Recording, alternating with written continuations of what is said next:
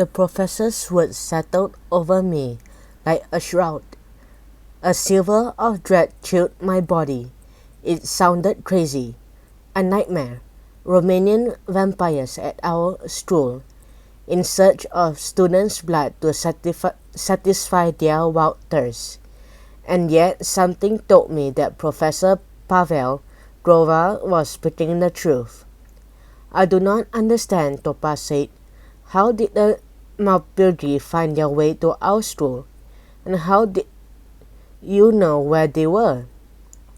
Gropa rubbed the palm of his hands over the ancient stone. Vampires are creatures of the night. In olden times they invaded villages and carried off their victims, feasting on their blood in the deepest forests. At first they dwelt alone, but after sucking their victims' blood, they rapidly increased in number and formed into colonies. Some colonies were quite large, with a dozen or so active members, sometimes more. In ancient times, vampires are restricted to certain valleys and mountains, their colonies existing in forests and castle dungeons, unable to move around freely. Nowadays, there are no limits. That is why there are more vampires in the world now than ever before. I was stunned. There are? The professor gave me a thin smile. But of course, in recent times, vampires in human form can travel in aircraft like any other passenger. The world is their oyster. They go undetectable into new cities, where they can satisfy their lustful cravings. In order to stop their evil migration, I have perfected a means of electronic detection using lasers.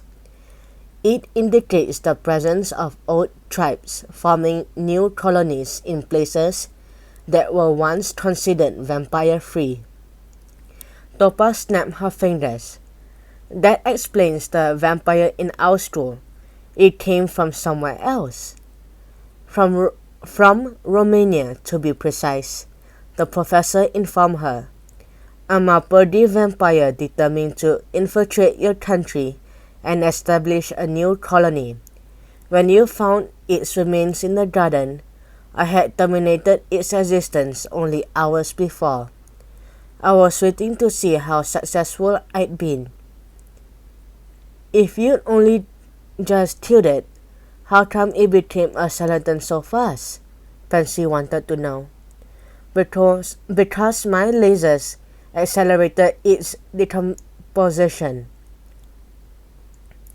Why didn't you tell us the truth when you saw us in the garden? I asked. Why did you wave that spade at us? And why did you hide the skeleton afterward? Topaz challenged. You got us into a lot of trouble with our teacher.